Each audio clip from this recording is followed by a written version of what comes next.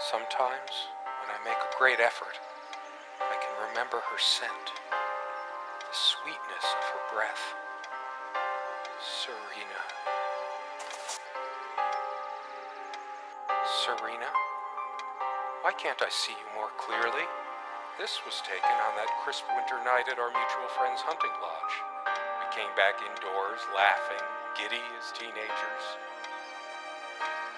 It was truly like an enchanted time, like we were in a magic circle where no sorrow or pain could touch us. My love, we don't have a lot of photos of ourselves as a couple, so this one is quite important. The guy who snapped this, our host that night, used an actual film camera. It was a different world back then. My love.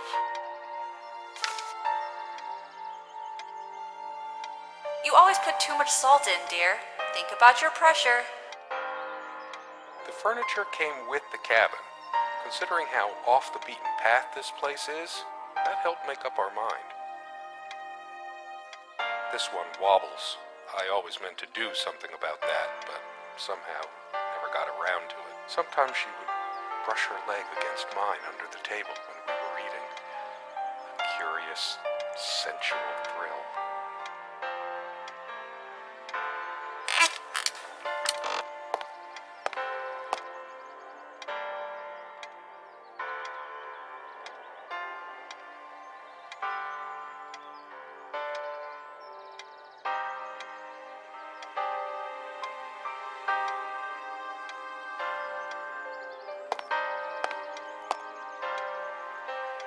This window never got much attention.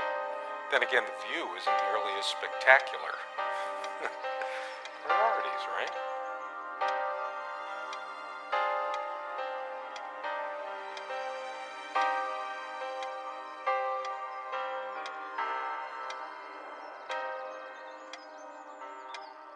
So many afternoons spent in this armchair. Sharing meals with a good red wine was one of the great pleasures in our relationship, especially in the intimacy of this cabin. So much wisdom and happiness in this bookcase. My life would have been much poorer without all this. The smell of old books is intoxicating. What happens to wood pulp as it ages gives it that distinctive vanilla smell.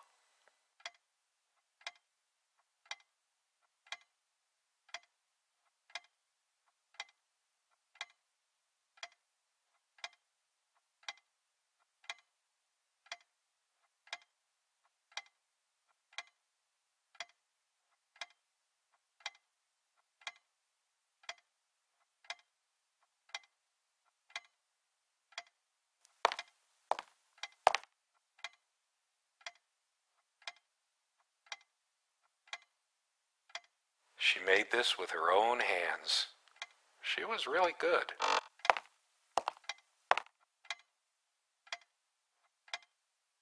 Something draws me to this trunk. We use this trunk to store trinkets and papers, but I can't help thinking there's something of importance inside.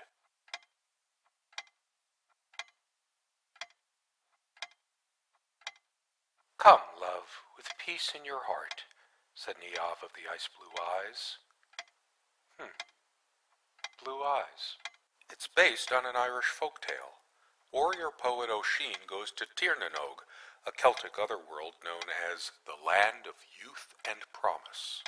Niamh is of the Fey folk, the fair ones, fairies. Weird mix of doggerel and artistry. The elemental imagery is evocative, but the language and structure are a bit quaint. Still, some lines jump out at you. I've always been drawn to things that are kind of both good and bad at the same time. Maybe because that's so like life.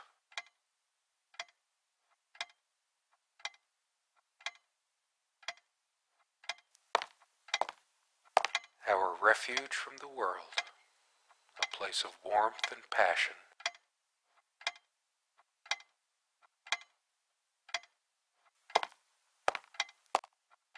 She used to keep Magazines, paperback novels, the usual stuff on these nightstands when we were staying here. She adored all things of nature. I remember her long walks out in the woods. She is fairly religious, not me. I'm the cold and cynical bastard, but I don't remember that ever being an issue between us. Curiously, we never brought many plants inside the cabin. We were surrounded by so many outside, I guess we were. For some reason, light bulbs wouldn't last long in this lamp. I never looked into it. 2 days, 3 days tops, and bam, a brand new light bulb would burn out. Quite a large armoire for our admittedly. We all have our skeletons in the closet, but not Serena. She was perfect.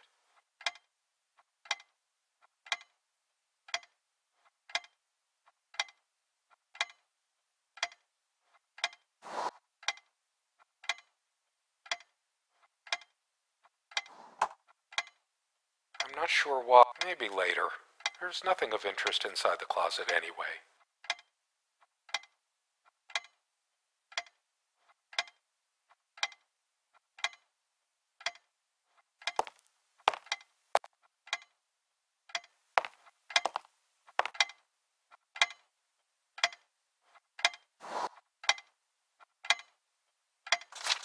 Dearest, how do I say any of this?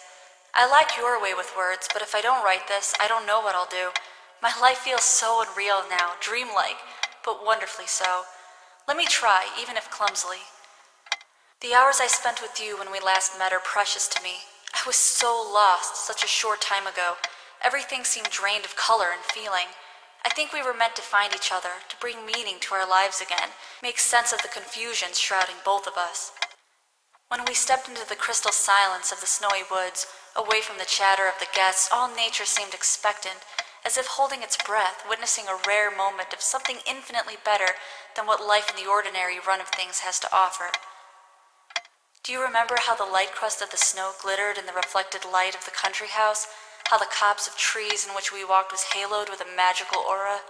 I felt the chill of the night air, and you opened your coat and enfolded me in your arms, and we hugged tight, sharing the warmth, sharing the only thing any of us have to share on this earth when you think about it.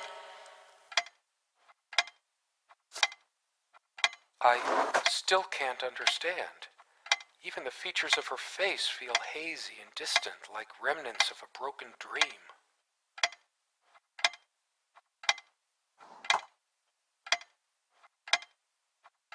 There's a strand of blonde hair in the comb.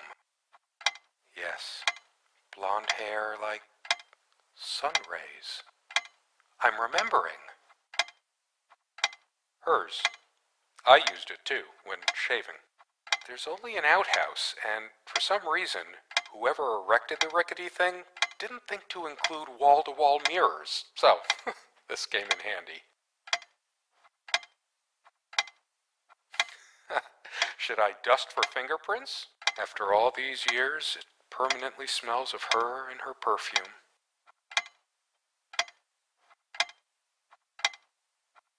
Comme une évidence, Serena's favorite perfume.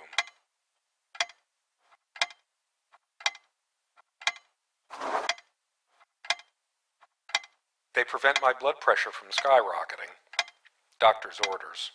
And Serena's.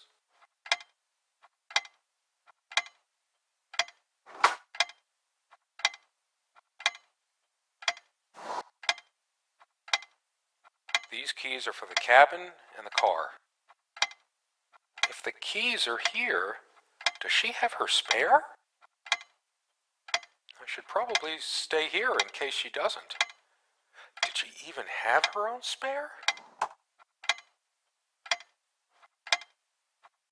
It's a beautiful day, though there's an unnatural calm surrounding the area. I've always loved the hazy afternoon shades of this place. The clock is a trophy from our flea market adventures. Chalk this particular purchase up to every cabin needs one.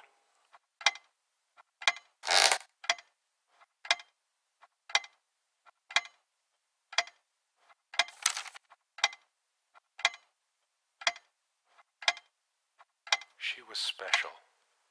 Contradictory. She didn't mind these. Actually, I think she was into them too. That looks interesting. We can always try it. I read it for the articles, of course. Like that one by the guy. I needed some incentive to go check the mailbox from time to time. It's some way something good left in this world. They still make covers like this. She's beautiful, but what's her obsession with dolphins?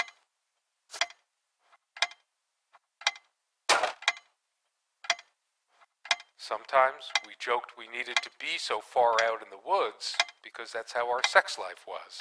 Far out.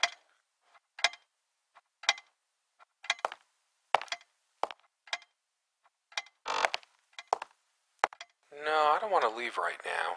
There's still something for me.